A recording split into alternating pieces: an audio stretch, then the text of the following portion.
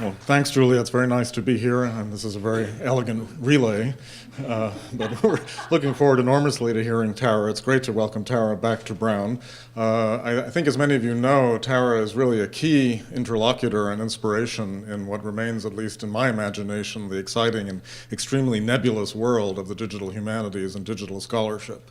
I think we agree that there are at least two dimensions of this new area. One is what I think too often is assumed to be the only direction, and that is a kind of tool and data-based dimension, which is clearly essential, but the other is a kind of new frontier in how to think about the humanities and at the same time how to think about the digital and the scholarly worlds.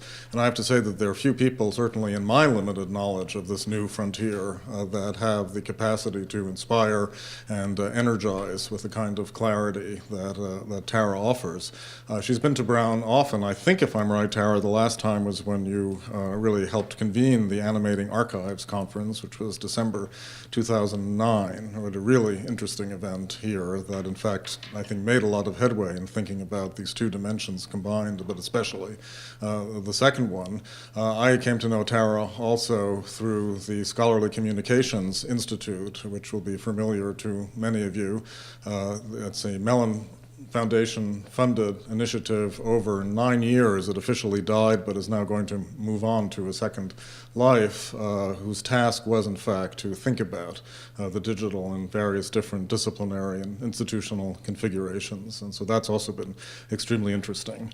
To give you the sense of some of the facts, Tara McPherson is Associate Professor of Gender and Critical Studies at the University of Southern California School of Cinematic Arts, co-director of the USC Center for Transformative Scholarship, among the founding organizers of Race and Digital Space, a core member of Haystack, the founding editor of the peer-reviewed multimedia journal Vectors, and an editor of Digital Youth, Innovation and the Unexpected, part of the MacArthur Foundation series on digital media and learning. She served as co-editor of Hop on Pop, The Politics and Pleasure of Popular Culture, and her book Reconstructing Dixie, Race, Gender, and Nostalgia in the Imagined South received the 2004 John Coelty Award for the outstanding book published on American culture. Tara is currently working on a manuscript about the cultural and racial logics of code. The talk today, as you already know, is post-archive scholarship in the digital age. Tara.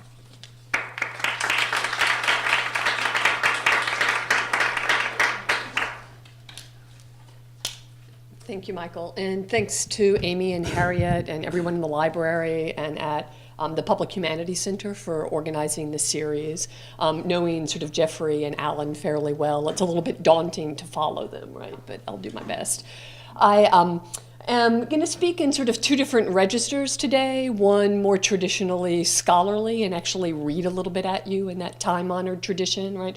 And in the second half, if that's a tradition that really, that you abhor, you'll know that in the second half I'll switch to something a little livelier, right? A little different, right? So bear with me through that, right? But I want to kind of set the ground a little bit to think about the status of the archive in the 21st century. So we live in a culture saturated with imagescapes.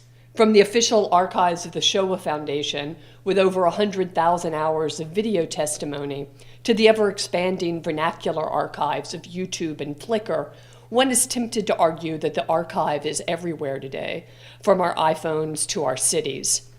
Given the rapidly expanding hard drives of our laptop, let alone the data clouds promised us by Google or Apple, or now by my own university, the archival impulse seems to be flourishing, spurred on by dreams of infinite storage.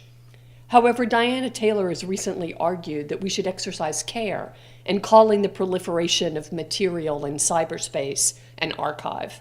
Certainly the notion of the archive seems to have expanded so completely in the digitized 21st century as to lose several shades of nuance and specificity. The online parenting group I belong to has an archive of past posts built into its design, where I could look for pediatricians, right? The software that backs up my aging PC each night archives that day's work and satisfyingly chimes when it's done so. The online journal I edit has a digital archive of back issues, which we'll visit. The word stretches thin. The archive is a collection, is a repository, is a database, is a folder on my desktop. Less and less does it signal rigorous institutional practices, dedicated spaces, or devotion to physical, let alone dusty, objects. In fact, Taylor goes so far as to claim that the digital is anti-archival. Wolfgang Ernst has called it anarchival. Perhaps, but I would like to take a slightly different tack here and sketch another possible relation of the digital to the archive, both conceptually and practically.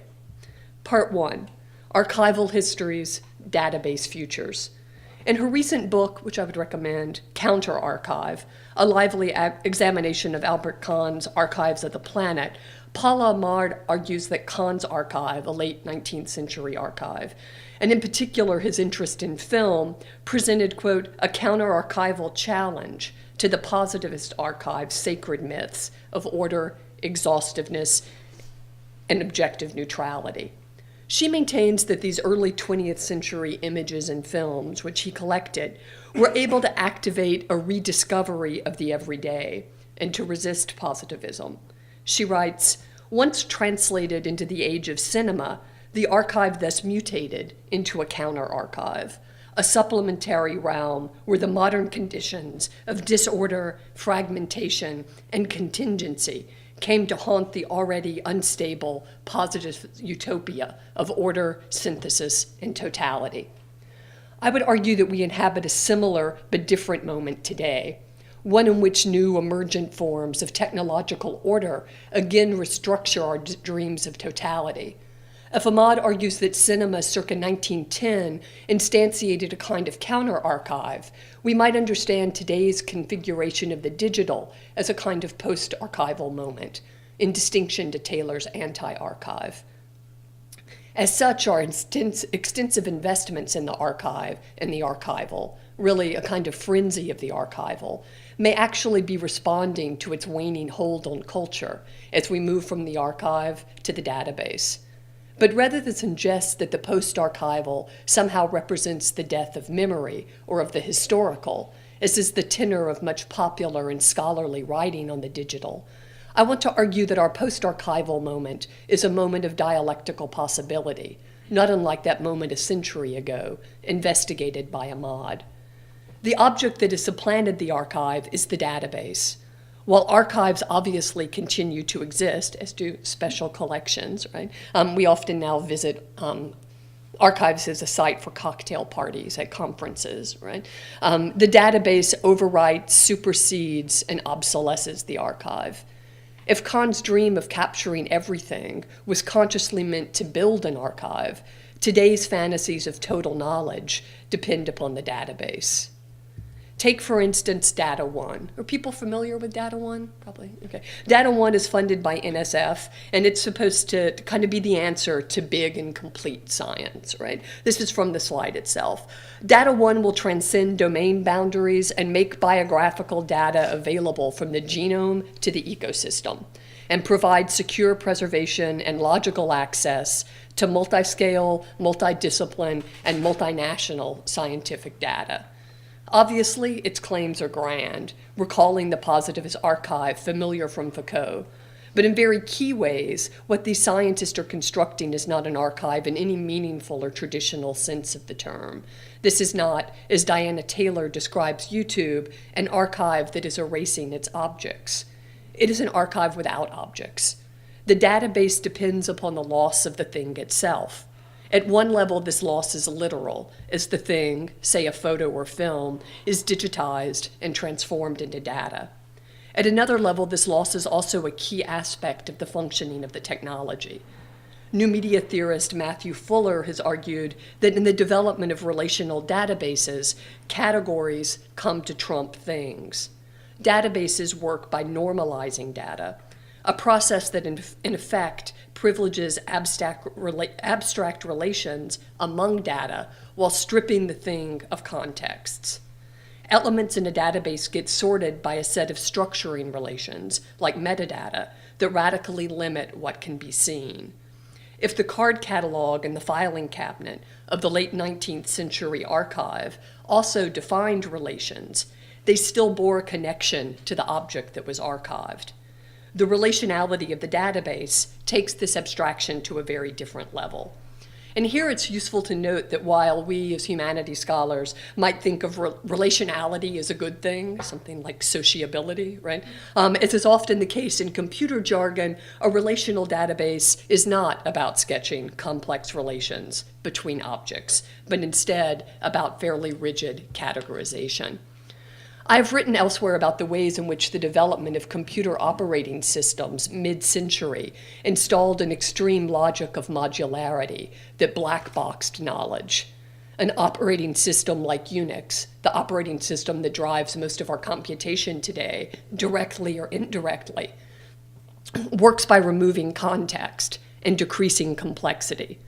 Early computers from about 1940 to about 1960 had complex and interdependent designs that were pre-modular, both analog and digital computers.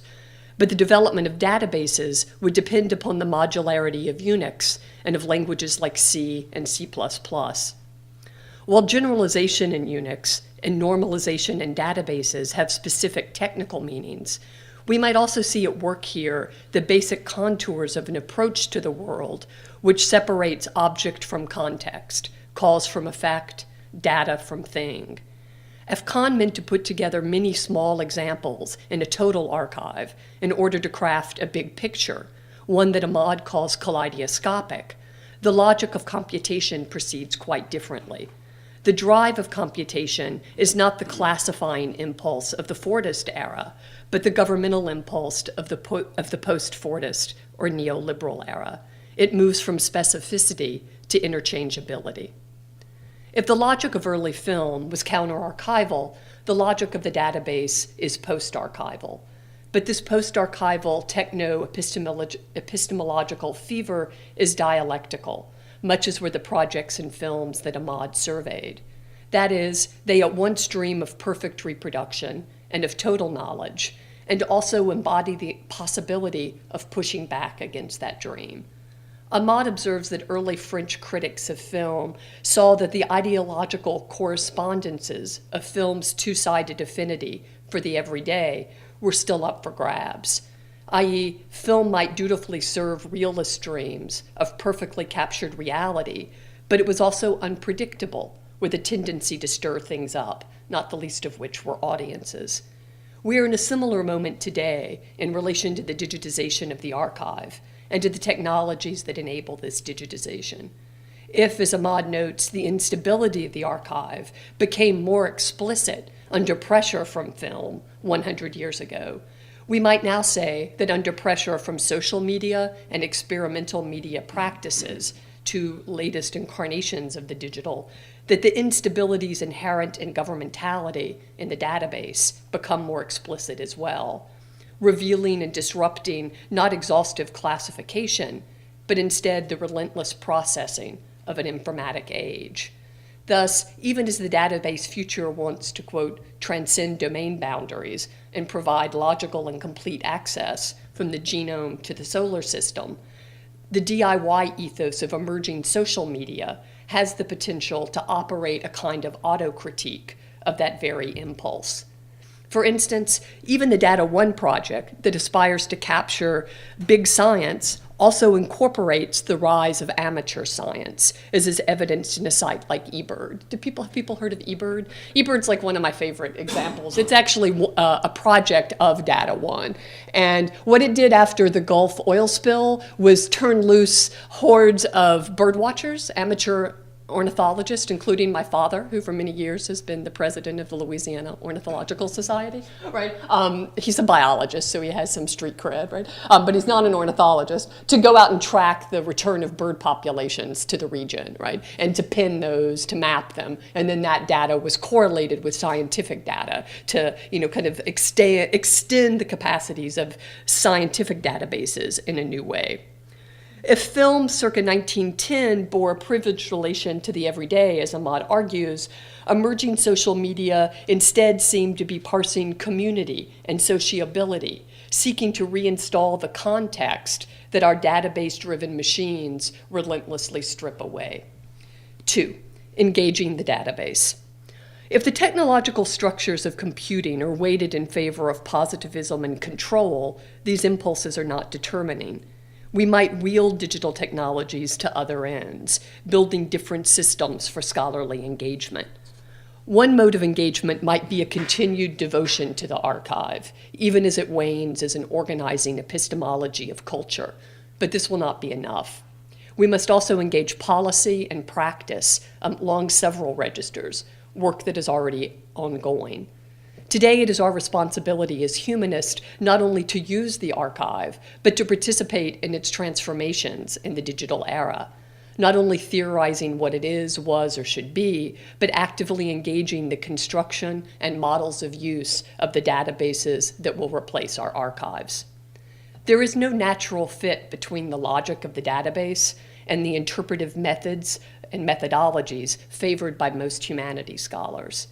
I would argue that no one is better poised to inform and shape technological development than scholars who have devoted years to analyzing text, to interpreting images, and to thinking through complex questions of the emotions, of embodiment, and of representation.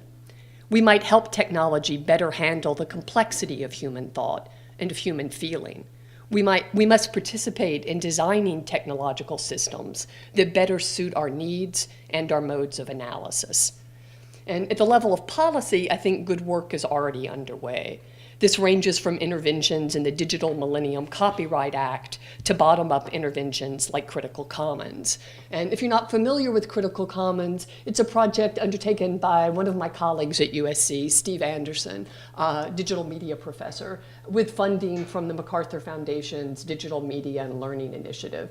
And in effect, Critical Commons is a YouTube for media studies scholars, right? It allows anyone who's teaching with film or video clips to upload them to this kind of homegrown database, annotate them, and then recirculate those images in their own teaching and scholarship away from some of the pressures of kind of copyright. It's staking a claim in the, a line in the sand over fair use and saying, yes, these materials we should be able to use, right? So if you teach at all with video, I would encourage you to use Critical Commons as your repository. Is the more people who use it, the more it's built out and the more it serves a community of scholars. But it really is speaking back to corporate logics of copyright by building a counter database to sustained fair use.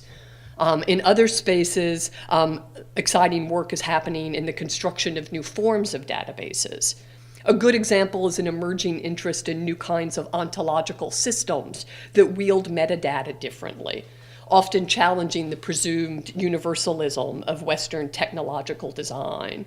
So both Kim Kristen, who is the lead PI on this project, the Makutu project, and Ramesh Srinivasan have been arguing for new kinds of participatory design work in which indigenous peoples help to model knowledge systems that respect the way knowledge circulates in indigenous communities, rather than assuming that all information indeed wants to be free, right? So Kim Kristen has argued quite convincingly that to hold native artifacts in open access databases reproduces a logic of colonialism that we should be mindful of, right? And that given the kind of very intricate kinship systems which predetermine who could see what in certain of the communities she works with, we need flexible database designs that allow those kinds of filters and permissions to be built into their ontological structure, right? So this project has been widely funded by WIPO and a lot of other people, and it's live now and fairly far along.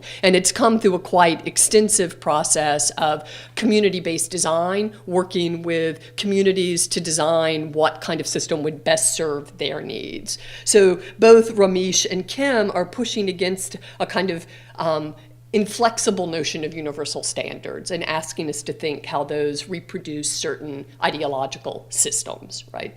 Thus, the logic of databases might be remapped in their very use and implementation.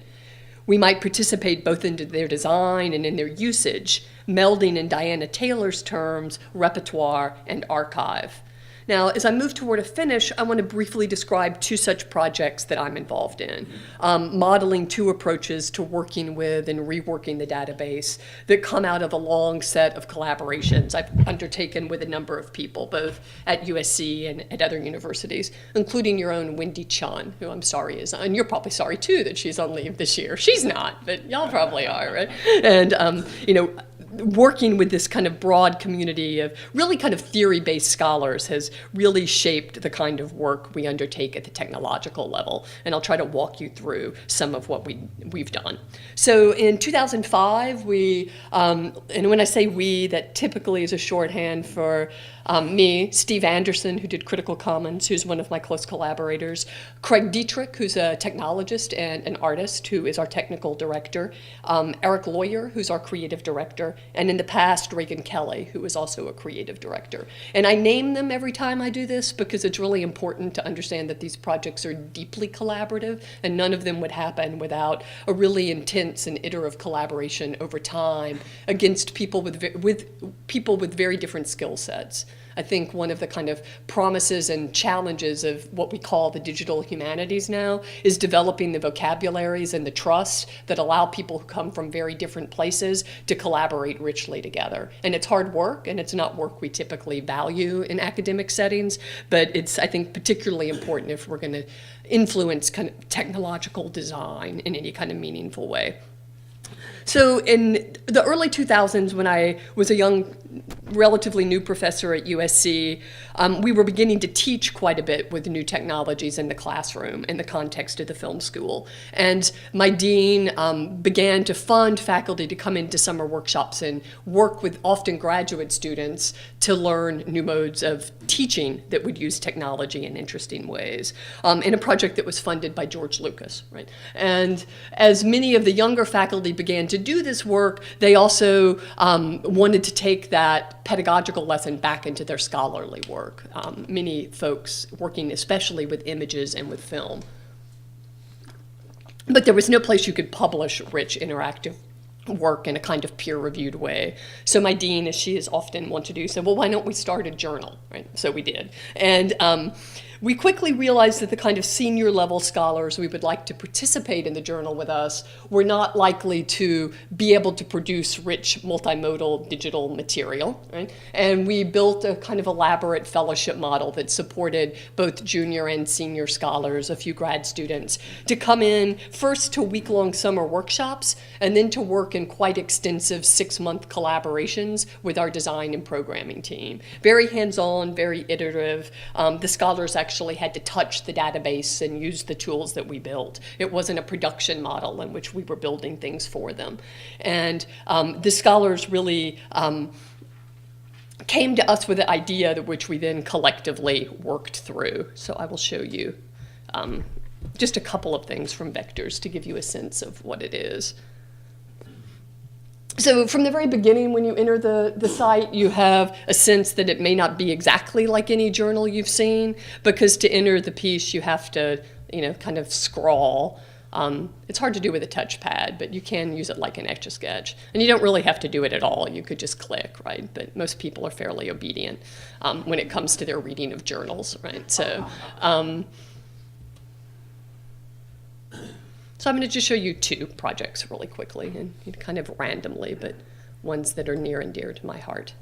So the first piece is called The Stolen Time Archive, and it's by Alice Gambrell, who is an English professor at USC, who's working on a book called Writing is Work, and she's interested in the material culture of the book, and also how, as text work shifted in the early 20th century, anxieties about the changing gendering of text work became evident in novels, short stories, right? So the book takes a fairly traditional form, but in writing the book, I think as many of us do in writing a monograph, she collected a kind of eclectic archive of extra materials that would inform her argument. To her mind, were inseparable from her argument, but would not really be featured or rewarded in the book in any kind of way. So she sort of wanted to give those objects some love and build a sort of eclectic archive to engage them. So as you enter the piece, you get a snippet of ideas about work and stolen time. And if you've not heard that phrase, stolen time is, if you've ever done, say, secretarial labor, when you're shopping online instead of typing the memo you're supposed to do. Stolen time is the time we steal away from our employers. And it's an important concept in Alice's book. So to enter the piece, you have to practice. And do y'all know what that is? My mother was a secretary for many years. Her story is actually in here. If you spend enough time with the archive, you come across a place where you could enter your own story of work. And what I entered was my childhood memories of going to work with my mother when she was a secretary and getting to play with things. So you could choose which character. At the beginning, you might have seen they were shorthand characters for things like abuse, but also toy. That reflected the different mindsets of the designer, Reagan Kelly, and the scholar Alice. Alice wanted it to be playful, and Reagan wanted it to be punitive, right? So the tension between how an interface might do those two things is writ large across the piece, right? So, all those little red marks are the mistakes I'm making, right? It's actually very hard to trace these without a mouse, but you don't really have to do it at all, right? So in the piece, I'd say there are 2 long articles worth of Alice's commentary on the archives, but obviously this is not a traditional article, right? It's got a very different sort of sense of what the piece might be. And this is sort of circa 2005, right? This is from a very early issue. The pieces that give you this image are ones that we couldn't get copyright clearance for. So, Alice wanted to play around with that a little bit. She has hundreds of things in here, right? So many of them are artifacts from changing didactic materials as secretarial work largely became gendered feminine. So she's interested in all the studies that were done to study motion and lost motion. She brings together a lot of kind of ephemera in different ways. There are toys in here. If you spend some time with the pieces and actually investigate what Alice has written about them, there's quite long glosses on many of them.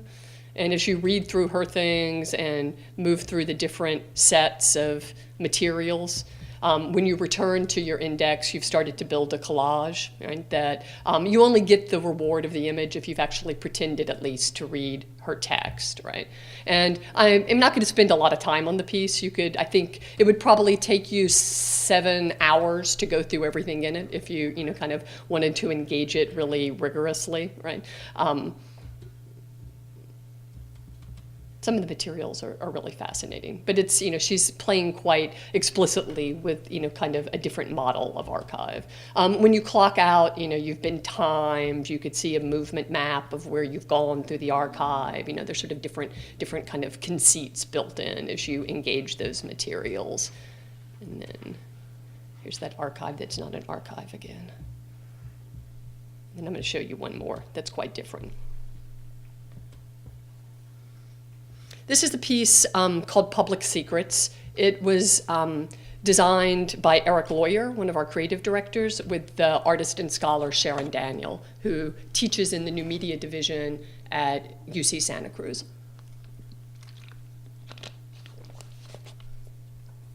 And I think it's best described as a database documentary, a very experimental one, that's mostly sound-driven. Sharon works with women incarcerated in Chowchilla, which is California's largest women's prison. A $3 million razor wire fence separates California Correctional Women's Facility from the middle of nowhere. Its site is an agribusiness desert between Los Banos and Chowchilla, where there are 3 prisons within 30 square miles. Past the metal detector, through 2 electronic gates, under the gaze of the gun towers, there is an uncannily suburban, perfectly manicured lawn. I'm going to skip the rest of the intro, but the piece is a database of sound files of testimony of women incarcerated at Chowchilla. I think there's 70-something hours of testimony in the piece, and the piece is algorithmically driven, so how you move through the piece is influenced by the choices you've made as you engage it. Right? So you could listen to the pieces, you could read transcripts of them, you could choose to follow a particular woman's story. Eric Lawyer, who's our designer, wrote the algorithm for this tree map structure, the way it's loading the data in, and it's quite dynamic based on where you've been in the piece.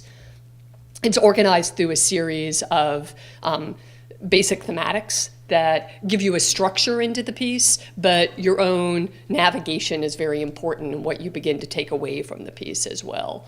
And very little of Sharon is overtly in it. In Alice's piece, it's clear she's providing the scholarly annotation, and Sharon is in here in a few spaces, but the piece is, in her terms, trying to create a much more horizontal relationship between the women she's working with and the researcher, right? So she's written and thought quite a bit about the ethical implications of the work she's doing, and the piece is quite driven by that. I'm not going to play a lot of it because you could go see it yourself. Vectors is open access; it's available for free, and you could engage the pieces if you like. Sometimes the recordings end abruptly. Visitation is called for the count at 3:30 p.m. The door opens. Conversation stops. The guard comes in. I turn off the recorder. Okay, and at the end of the piece, there's a kind of series of things you might do if you're interested in learning more about the piece and U.S. prison system. Sharon describes herself as an abolitionist, and the piece is meant to kind of model that argument, right? So in many ways, I think the impulse toward sociality that's built into the Vectors pieces happened at the level of production, right? The way that we sculpted and ran the fellowship competition, which ran for quite a while, and that was an important part of how we kind of began to do a sort of research into database, right? And the pieces of Vectors are obviously not like articles. It's really not like a journal, right? It's quite experimental. I think if you were going to place it, to borrow from the film metaphors that my field uses, on a continuum, it's quite avant-garde, right? It's meant to challenge the notion that information needs to be transparent, that everything should be able to be easily found. It's meant to engage the viewer and cause reflection. It's meant to slow down the pace of how we engage the digital, to make you kind of stop and maybe be frustrated a little rather than to assume everything is instantly accessible in a click, right? And I don't think we would have gotten to the work that we're doing with Scalar, which is our new platform, if we hadn't spent a good deal of time thinking through database structures in relation to vectors, because all the pieces ran off a database that we built in-house to kind of better accommodate humanities thinkers, and that became the basis of the new projects that we're working on. So vectors projects require attention and care from the reader, much like any emerging discipline or new theoretical model. They ask how scholarship might more directly engage the emotions and multiple senses. They speculate on how we might play an argument as we play video games, or immerse ourselves in argument as we do in films. They are projects for post-archival times, but their impulse is to reanimate the archive, to bring a waning form to new life while blurring the line between form and content, repertoire and archive. They pay attention to specific things and experiences, resisting the decontextualizing logic of the database. They wield technology against its positivist self, foregrounding the work of the interface and refusing transparency and corporate tenets of good design. They most often complicate the database at the level of the screen, amping up the autocritique. They typically privilege opacity, deploying strategies we associate with the avant-garde. And now I want to talk about what's grown out of vectors in some ways. The kind of human infrastructure for what we're undertaking now is a group called the Alliance for Networking Visual Culture. And this is a Mellon-funded research project that's about 3 years in now. We've had now 3 rounds of funding, and we'll submit a quite large grant in the fall for an implementation phase. And it's got many nested layers, right? It's a group process that's brought together colleagues from 4 universities, Wendy here at Brown, as well as folks at NYU, Rochester, USC, and San Diego.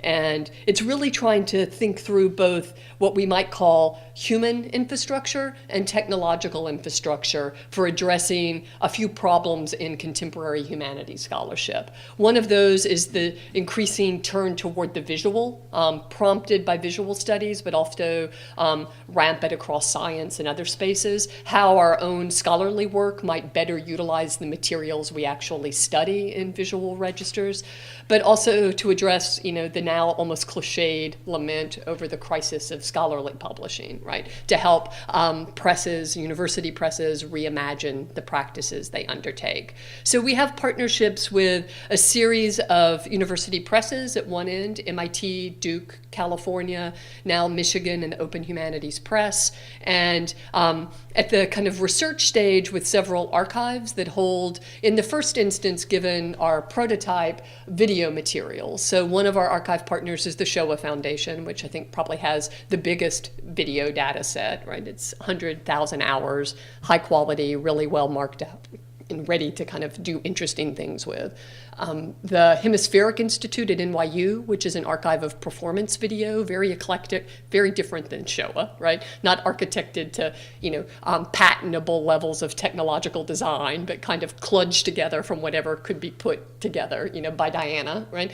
And Critical Commons, which I've shown you, the Internet Archive, which is the wacky archive of everything that sprung out of Brewster Kahl's imagination, and recently some partnerships with the Getty to start to work with some of their photography collections, as well as vernacular archives like YouTube, Flickr, Vimeo, places where you might already put your stuff if you don't care about preservation or longevity, right? So scholars are the kind of core of this set of partnerships and affiliations, and through partnerships with both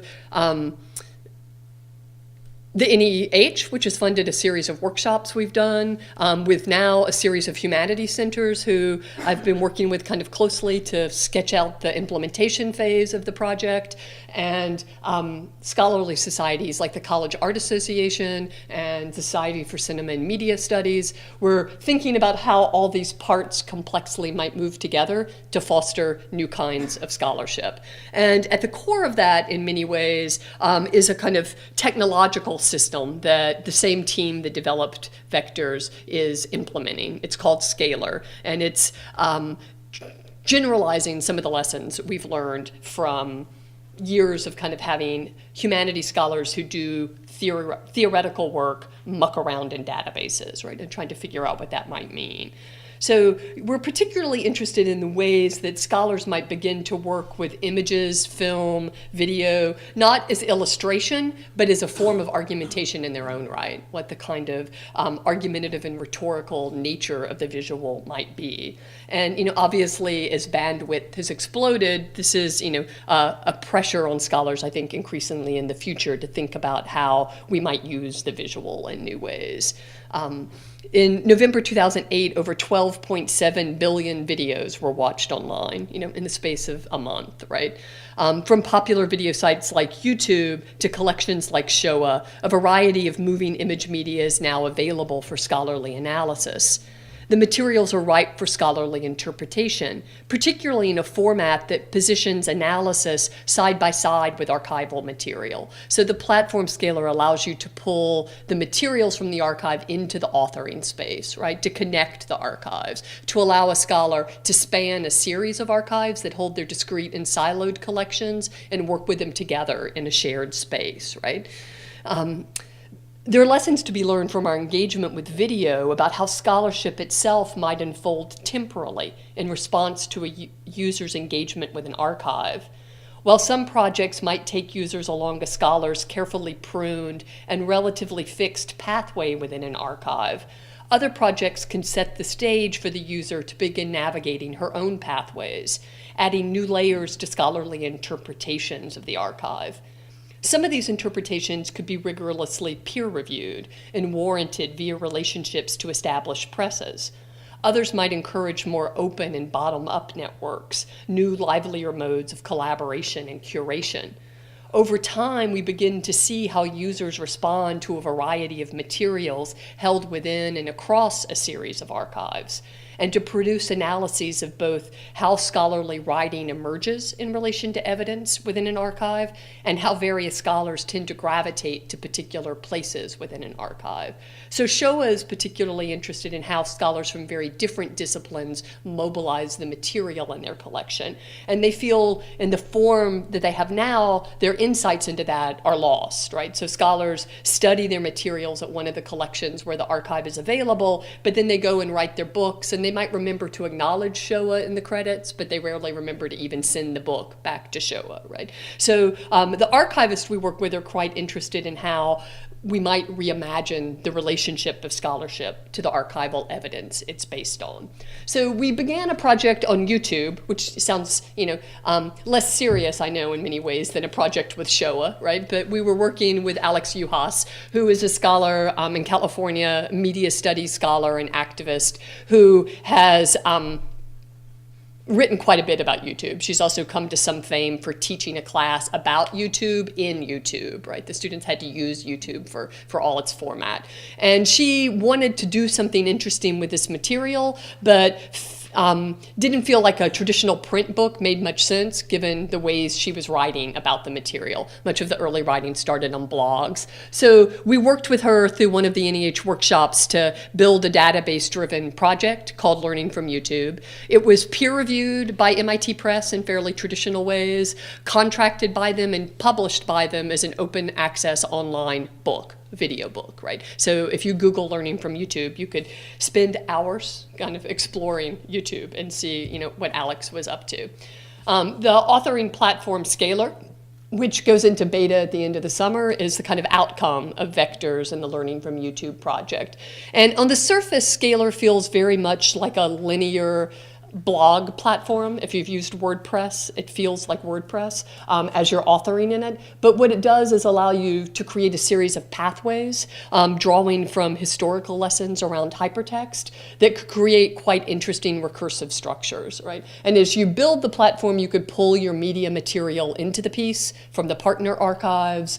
You could explore how the pieces look in a variety of ways, visualizing the data from the database you're constructing on a fly without even knowing you're doing it as you work with the projects. So this piece actually just went live. It's, I think, the most conservative form of a Scalar project. It's the digital companion to a print book published by the University of California Press called The Nicest Kids in Town.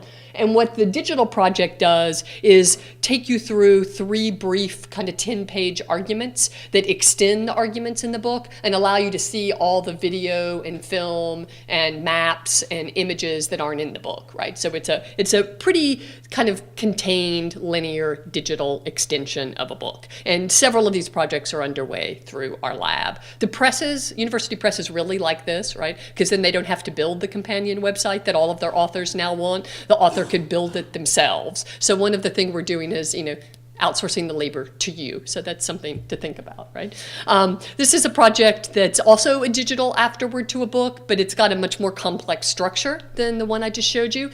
This is the digital afterword to Nick Mirzoff's book, The Right to Look, which is a long history of visuality and human rights. And as Nick's finished the book and sent it off to press, the Arab Spring happened, and he kind of wanted to comment on that. It was important to the kind of content of the book. So this piece is very different than the book. It's a different argument, but an extension of the book. And it will go live from Duke Press in a few weeks. So it's forthcoming. This is a project remixing a print book, taking dead stock from Duke's library, a book that didn't sell very well by Diana Taylor, maybe the only one of hers that didn't sell well, but it was about Latin American performance artists no one had heard of or seen, right? And now they're able to reactivate this dead stock book by putting video of the performances in, but also adding in a very entrepreneurial way, DVD-like special features, right? So there'll be things that exist in this project that don't exist in the print book. And the Hemispheric Institute actually has 4 born digital books coming out from our partnership in the next 6 months. This is a little hard to see in the, it's better to see it here than on my screen. These are, this is really a kind of table of contents to a project being done by a scholar, Curtis Merez, that shows all the pages in the Scalar book that we call them books, the Scalar project that he's working on, right? And at the series of tabs you see above this are a set of visualizations that are built into the project. So you may be reading what looks like a regular page, like the ones I've shown you, but as a reader you can then reorganize the database on the fly and see it organized in different ways, right? So some of the visualizations include this one, which maps the paths, which are one of the features of the platform. This maps the media and its relationship to other places in the project. So the orange dots are pages and the green ones are media files. So you could see what intersects where. This project lets you create quite recursive structures if you're feeling playful, right? That I think are well suited to a certain mode of theoretical inquiry. This is a radial visualization that allows you to begin to see connections. All of these screens I've just shown you in rapid succession are visualizing the same page, the same content, right? But in a variety of ways. So in building a project, Curtis Merez, who did this one, has no special technological skill. He's created what began as fairly linear content, and as he worked with the platform, he's begun to think more like a database, right? And he's starting to understand new ways to write that are more modular, but also to begin to understand relationality in a different way because he could see what he's doing visualized across a range of spaces, right? And it's a very interesting thing to see happen to your traditional humanities scholar. Like Curtis would recoil hearing me call him traditional, right? Because he's, way left and Marxist, right? But his mode of practice has been, and he's also quite energized by the possibility of open access publishing and scholars beginning to really think about, as someone who studies political economy, who profits from the work we undertake when we publish with large commercial presses like Routledge or Francis and Taylor or Elsevier, right? So I think there's a kind of push toward open access and a push toward new forms of writing are intersecting in really useful ways in what we're doing. This is extended, I think, by our colleagues at the Open Humanities Press. If you don't know them, if you're a tenured senior scholar who no longer needs to write books with Harvard Press to get promoted, I would encourage you to check these folks out and think about allowing them to publish your next book. My colleague John Carlos Rowe has just done that. Many senior scholars I know are beginning to undertake this. They've recently undertaken this really awesome project that has brought in 21 humanities scholars interested in scientific concepts and ideas to curate new collections of open access materials into 21 new volumes, right? So they did these in about 21 edited volumes in less than a year, right? By asking scholarly curators to go out and scan open access scientific material and bring it into these collections in interesting ways. And one of the things that was an interesting outcome of this project, it's Gary Hall and Joanna Lozinski in the UK, is that the scholars they worked with realized they didn't even know what open access meant, right? So that if you could access it when you're logged into your university library, that does not mean it's open access, right? So they would come back with lists of things they wanted put in their books that were not open access. So it was a process of schooling a set of very high-powered intellectual thinkers in what this new open terrain of scholarly knowledge economy might be. This is the project I have nothing to do with, but I love, that's out of Australia, that is using, it's a good example of how you might slice through an archive with alternative interfaces. The data is there, right? Like if you want to just search place names in the Showa data field, you can do that, right? But you can imagine all other sorts of ways you might mobilize or animate that archive, right? And in this project, these records of citizenship that illustrate, for the authors of this project, a kind of whitening of Australia, how Australia became white when indeed it wasn't really, right? Uses historical documents held in the Australian Public Library and just uses their API to produce an alternate interface to that material, which gives you a very different experience of this material. It's an archive with a point of view, right? Which is not typically the way we think about an archive.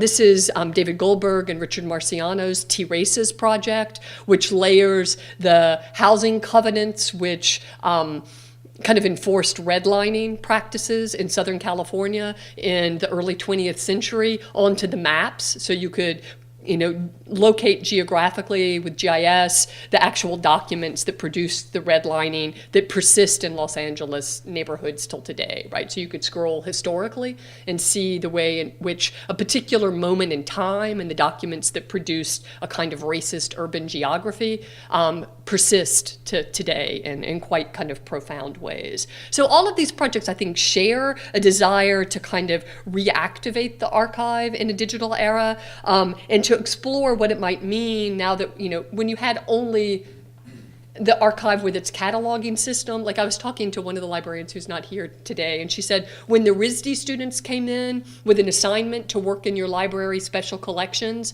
they came in and asked the librarians for things like, where do you keep the shiny objects? And the librarian was like, we don't have a metadata tag for shiny, right? That's not part of our catalog, right?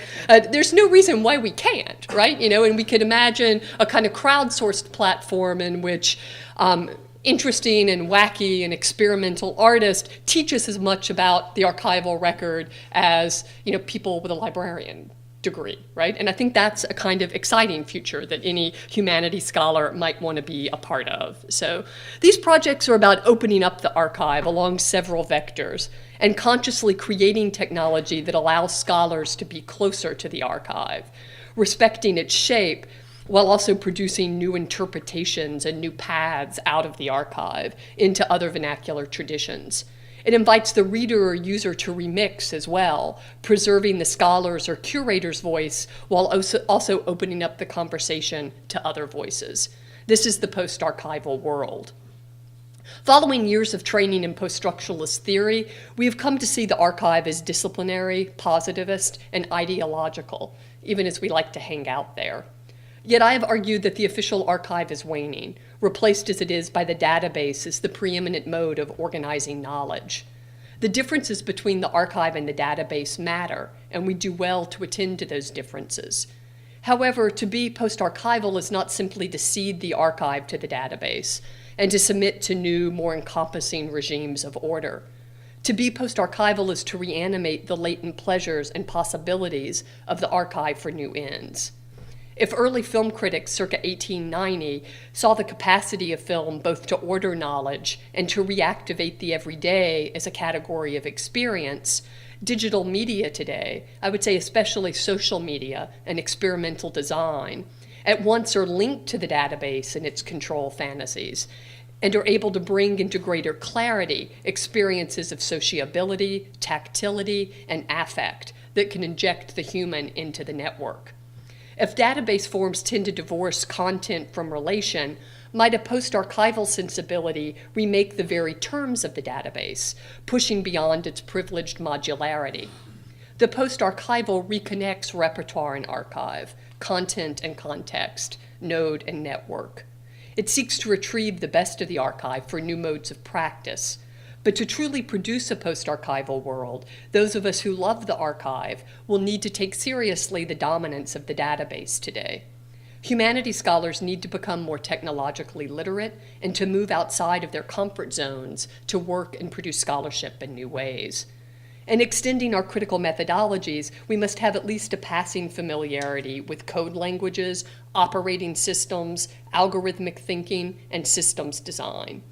We need database literacies, algorithmic literacies, computational literacies, interface literacies. We need new hybrid practices. We need artist theorists, programming humanists, there are a couple of them in the room, right? Activist scholars, theoretical archivists, critical race coders. We need forms of graduate and undergraduate education that hone both critical and digital literacies.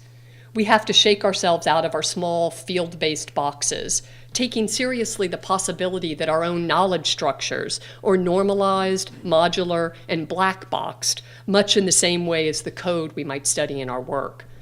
That is, our very scholarly practices tend to undervalue broad context, meaningful relation, and promiscuous border crossing. I'm suggesting that the intense narrowing of our academic specialties over the past 50 years can actually be seen as an effect of or as complicit with the logics of modularity and the relational database. Just as the relational database works by normalizing data, that is, by stripping it of meaningful context and the idiosyncratic, creating a system of interchangeable equivalencies, our own scholarly practices tend to exist in relatively hermetically sealed boxes or nodes. Critical theory and post-structuralism have been powerful operating systems that have served us well.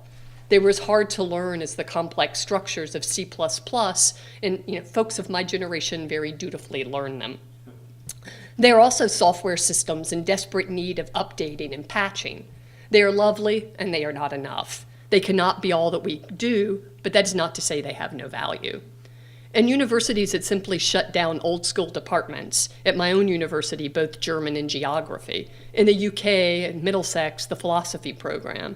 In Arizona, perhaps all of ethnic studies. In Albany, anything they can, right? Scholars must engage the vernacular digital forms that make us nervous, authoring in them, in order to better understand them and to recreate in technological spaces the possibility of doing work that moves us. If we're resistant to things like distant education, we need to provide robust alternatives that could work in the modern university. We need new practices and new modes of collaboration. We need to be literate in emerging scientific and technological methodologies, but also in theories of race, of globalization, of affect, and gender. We'll gain that literacy at least partially through an intellectual generosity or curiosity toward those whose practices are not our own. We need to privilege systemic modes of thinking that can understand relation and honor complexity, even while valuing precision and specificity. We need nimbler ways of linking the network and the node, digital form and content. And we need to understand that categories like race or gender profoundly shape both form and content, all of our technological systems. Whether we're willing to admit it or not, all scholarship, humanities or otherwise, is now necessarily digital. From our electronic resources in the library, to the software systems that produce our paychecks, to our course management software, networked information flows are the terrain of the 21st century university. If we choose not to engage in a deep and sustained manner with the digital infrastructures that shape our universities, our presses, the media, the healthcare system, and the very engines of late capitalism, if we persist with the business of the academy in the old and familiar forms, we also cede the opportunity to work as agents of change within those very networks. Thanks.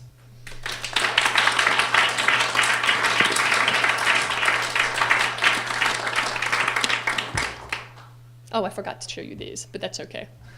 That's an alternate reality game that one of my grad students created as his dissertation. So his dissertation is a box of 350 cards and a website. And every incoming freshman in the cinema school, 150 of them outside of class, played this card game this fall. It was awesome. It was like a learning experience like none I've ever imagined. This is us making humanities scholars learn to solder. And that's some of the stuff we do. Yeah. I think Tara will take some questions.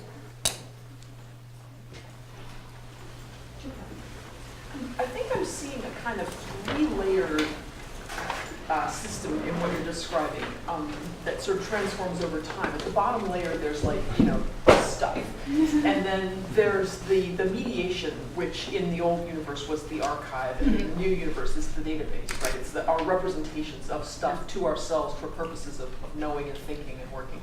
And then on the top, there's narration.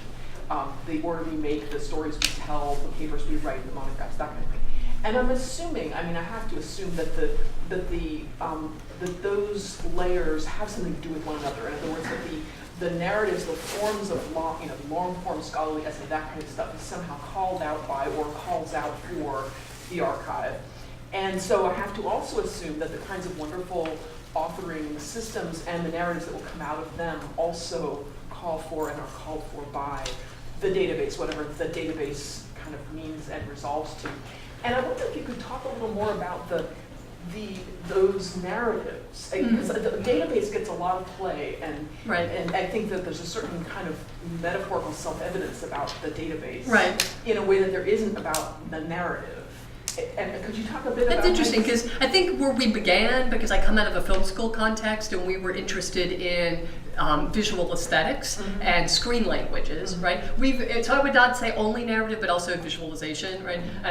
What you call the top layer, and that's where we started, right? At no point when we began vectors did we imagine that we would need a database tool, right? And it was not metaphorically obvious to us, right? We were a little slow, but it became obvious that we needed at least something that was reusable, that would support our process, right? That we didn't want to kind of create a database, uniquely in total for each and every project, right? So we built a database tool that we felt it allowed different layers of connection to be built than a kind of off-the-shelf database tool, and Craig based his design for it on the way the scholars wanted to work with their evidence, right? So I think in the beginning we had the stuff and particular ways you might visualize or talk about that stuff, and then the database became a thing that helped us connect those together, right? And but it probably reflects our origin out of a film school as opposed to out of some other space, right? So,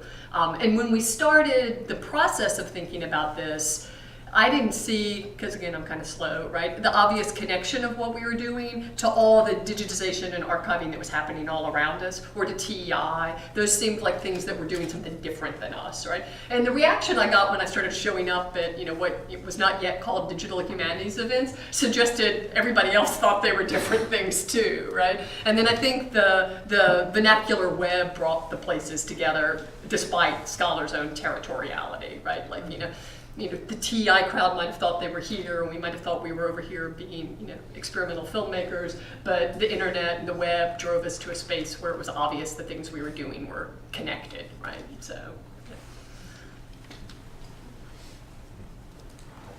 Thank you very much. That's really exciting.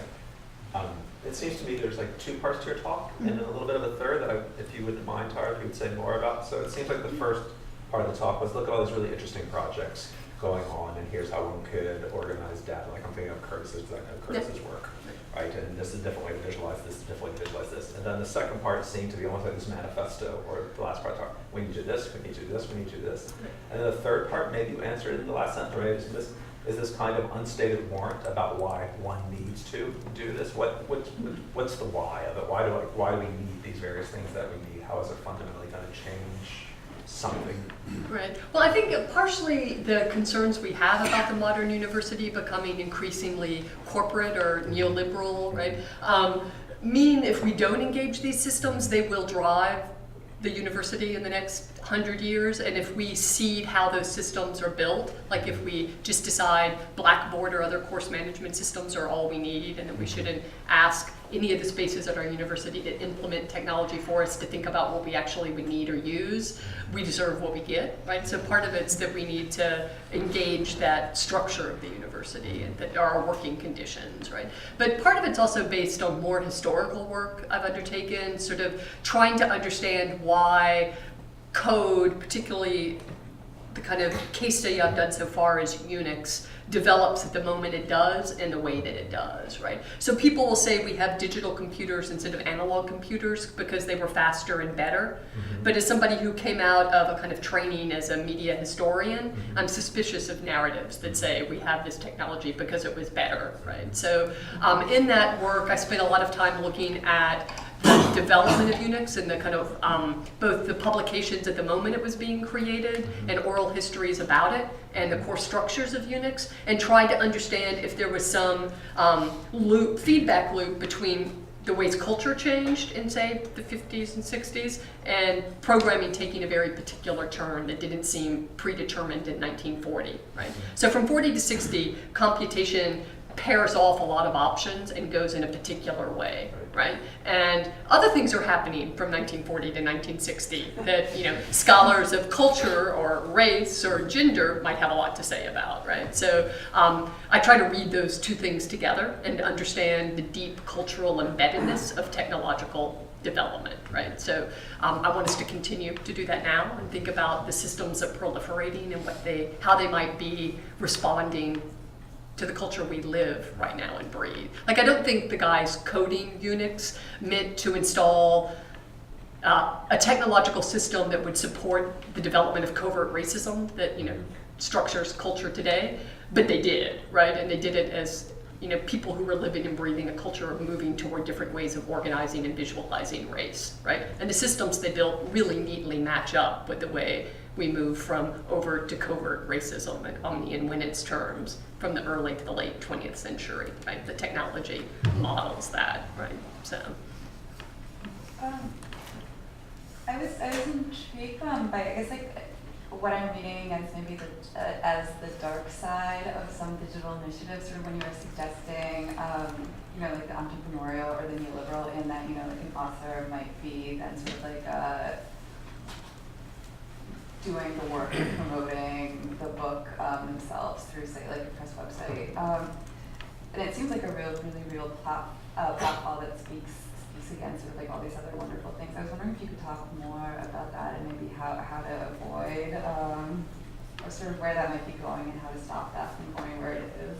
I'm sort of, as we worked with Alex Uhas on the YouTube project, and then as we work with scholars on the stuff they're doing now, I'm consciously aware that a lot of what we're doing is building systems to outsource to the scholar the work we would have expected our presses to do in the past, right? I think, and I know sort of the histories of like domestic technology well enough to know that things like vacuum cleaners didn't make the housewife's life really easier, right? So, while when I'm making stuff, when our team is building things in the lab, there's a kind of optimism born of making where it's really easy just to get caught up in a kind of techno euphoria and think, right, this is the answer to everything, right? So we try to like step back and think about, what we're building might have unintended consequences that we don't really think about so much right now, right? So, because we see the platform as enabling a kind of open access, but you don't want to outpace the university's own mechanisms that require presses right now, right? There's a unresolved and very real dilemma between pushing for new forms of knowledge production and circulation and the shrinking possibility of tenure track jobs and the difficulty of getting tenure with anything but the most traditional forms, right? Because I think we see, I know at my university, a kind of digging in of the heels to demand the most traditional kind of performance as tenure becomes rarer and rarer, right? So.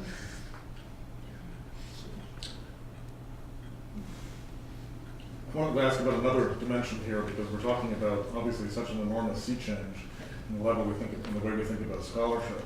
What about instruction? We've been having some early discussions here about, since we're thinking about these things, how should we be teaching students to enter this world? Yeah. And I wonder if you could just think for a little bit about how that instruction would be organized, how it would relate to disciplines, where it would be located. Right. Where it should start. Should it be obligatory for freshmen? Who teaches it? We're rethinking our GE courses at USC right now to include a kind of both more practical components, whereas the GEs now are more typically traditional kind of classes, but also imagining what a kind of informational or computational literacy might be across the curriculum to sort of imagine thinking that through. It's really hard, like what I would imagine that course to be and what my colleagues in the engineering school where our comp sci is located would imagine to be are not the same, and trying to figure out something that could work across that span is important. I think I can imagine it more successfully right now at graduate levels because I've seen it work in some new practice-based PhDs. But another thing we've tried at USC is a honors program that's multimedia across the curriculum. So as in the past, you might have had writing across the curriculum that was embedded in the disciplines.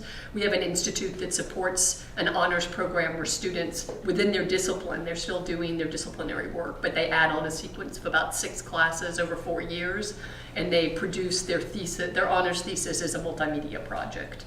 And that's been pretty interesting. We've seen some really interesting work evolve. The last 2 years, the University Undergraduate Research Prize has come from those students, where in the past it would have been a very different kind of student. So, but I don't think anybody has a systemic answer, right? This was an interesting leap of faith. What the game does is, if you Google Jeff Watson, you could read a lot about it. But the students, when they arrived on campus, were sort of invited from their Facebook group into a mystery to kind of try to figure out why this flag kept appearing around the cinema complex. And if they followed the flag, they found an invitation in a puzzle to come to an office on campus where they received 10 of these cards in a little envelope with a lot of like symbols on it, and got a very brief introduction to a website which then gave them further instructions. And so they felt like they had discovered some great mystery, right, which they had, and they started collaborating with each other. Like if you would have only have gotten a few green cards, you would have gotten mostly pink cards. And what you do is you build a scenario with the cards, right? So you collaborate with other students to get more cards. And in this project, the students were going to make a 30-second short about justice in a car, involving a moral dilemma, breaking a rule, and involving land. And they got extra points if they found this freshman named Madeline Berger, who also had her own cards, and involved her in the game, right? So there was a very intricate social media website built in companion to the cards, and the students went off, they made this 30-second short, they uploaded it to the website, they came to the game office and recorded meta-narrative, a justification for what they made and how it involved these things. And then they started to receive points and rewards kind of based. It was all outside of any class. 150 freshmen over the course of the semester made 170 projects. None of them for course credit, strictly. The top 70 players out of that cohort collaborated with at least 60 other freshmen over the course of their first semester as university students. And some of the projects were unbelievable, right? And like one of the cards is a long take, and if you're a film scholar, you know, a long take is when there's no edit, you know, it's like the camera's running, right? And on the website, the students had a fascinating discussion about the aesthetics of the long take, the best examples of the long take, who the auteur of the long take was, you know, things we would have spent a class talking about, and they taught each other all of those things. They taught each other across the division. So some of the cards were to do video games, and they would post on the site, I have the video game card, who could teach me how to make a video game? And they'd go off in a lab together or in their dorm room and teach each other. And my favorite project was one that the card said character artifact, and we didn't tell them what that meant. They just kind of had to figure out what they thought it might mean. And they created a project that were the backstory of a reporter embedded in Vietnam with US troops who gradually comes to understand that the troop that he's with has created the massacre of My Lai, right? But it's told through a series of letters back and forth between he and his fiancée at home, and then redacted government documents and telegrams and photographs. They created about 30 objects, artifacts, that would tell this story through exploring them, right? So a very archival sensibility, right? And this is what they do when they weren't in class for fun, right? You know, just so I think we have to trust the students a little bit more to like help us imagine what these new futures might be. And we're going to try this in a GE class with a different context, not within the cinema school, and see what happens. Right? So, and Jeff, who created this, has 5 campus visits. So if you're a graduate student and you're worried about, you know, your employment future, you might want to make something. Right? But let's say he ends up in a tenure track job. That's my question. Is there a written dissertation that he can turn into a manuscript for the book for tenure, or are you just hoping? He will not. I would not advise him to go to a job where the only way they could understand him is producing a monograph, right? Because that's not what Jeff needs to be, right? Jeff needs. He's interviewing at very good schools, you know, Berkeley, at Parsons, at Toronto, right? But in programs that have a relationship to digital media practice, that, you know, other student, he's a student in our practice-based PhD, and the students in that do both theory and practice. They both write and make. So he'll write about a 100-page dissertation, it's almost done, that analyzes the process. But I think the game and the website, the cards in the website are actually almost or more important than the written analysis, right? So No, it's a great process. it was, most of the faculty were a little bit skeptical. Like he came in, we have a future of the film school committee, right? And we were planning all these kind of ways to bring down our divisions. And he's like, I can make a game. And I'm like, yeah, go ahead, right? And like the school, the freshmen were transformed. I mean, that sounds like a crazy word to use, like total, you know, techno euphoria, but it was unbelievable to see how hard they would work and what the richness of what they produced, just cut loose to go out and do it. They also had some pretty swank rewards, along the way. So each week's point leaders had some special experience, like meeting Steven Spielberg, or the ones who won the game all over spent a weekend with Robert Zemeckis at his compound in Santa Barbara. But the alums went crazy for it. Like, the cinema school has a lot of alums, and the alums started coming in to the website and commenting on the student work. They called and asked if they could come be part of the game, right? So for those of you in fundraising, right? So those cards are going to be valuable souvenirs. I have a complete set, and I let my son and his friends use them to make projects, because it gives you a set of constraints in which to be creative, which is what freshmen need, I think, which is what we all need. And they love to play with them, but I won't let him take them out of the set, because I want to have a whole set down the road. John, did you have a question? Well, I was going to go back to the question of institutional involvement again, because you were describing how, you've got the platform Scalar, and it sounds like MIT Press has recognized it as a platform that will work for them, right? In other words, they're supporting a peer review process in relation to something that is published using Scalar. And so the question would be, does USC support you? Do they recognize, you've made a platform in which if something is published in that platform, we can see that it must have some sort of structure and fits in with what you called earlier on rigorous institutional practices? Yeah, that's a really good question, right? I would say USC's understanding of our digital future is unevenly distributed, right? So even within the context of our own provost office, right? So the provost for research, the vice president for research, is funding some of the work, and the vice provost for faculty is fairly resistant, right? And he controls the tenure and promotion process. So there's within our own provost office, a kind of schizophrenia, right? And the resolution to that most recently has been to task the University Research Committee that I sit on with drafting a fairly extensive document that's been included in our UCAP, our promotion manual, on evaluating digital scholarship. But nobody could force the guys, and it's mostly guys, who sit on that committee to obey those documents, right? That's, so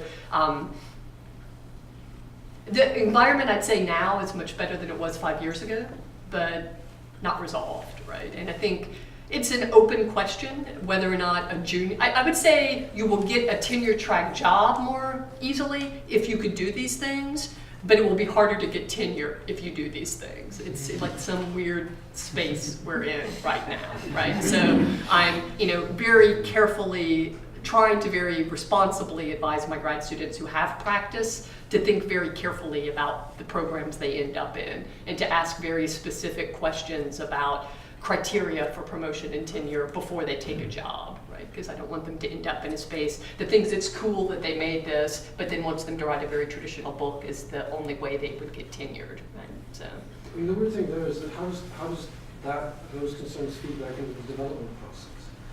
How do you? That's why How do you know how to change Scalar to make it more? And that's why we work with the presses, whereas I think there are parallel developments underway to rethink scholarly communication and publishing that aren't so tightly connected to the presses. And it's a lot of work to spend time with nervous, especially book editors. Like the heads of the presses sort of get it, but the people who have devoted their lives to helping scholars circulate knowledge and print books are understandably really anxious about this, right? And last month I was with the Duke faculty advisory board to their press, who are really smart and accomplished scholars.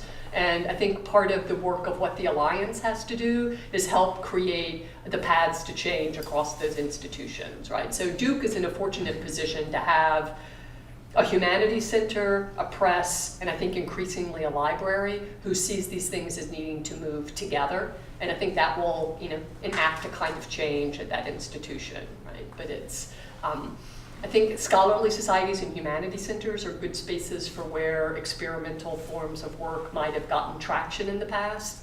like things like feminist film theory would not have been institutionalized in America if there weren't centers that supported that work before departments could. So a lot of our work in the next round of building the human infrastructure of the Alliance is in conversation with Humanities Center and thinking about how they could help us, you know, spread the word, take practices and institute them and seed them in local places. But, you know, I think it's risky to do this kind of work. Right? So I would have been much better served as a, you know, scholar with a career just to sit down and keep writing books. I already know how to do that, right? So, yeah. So you, what you were just saying at the end, I think speaks to my question, but I just want to sort of ask it.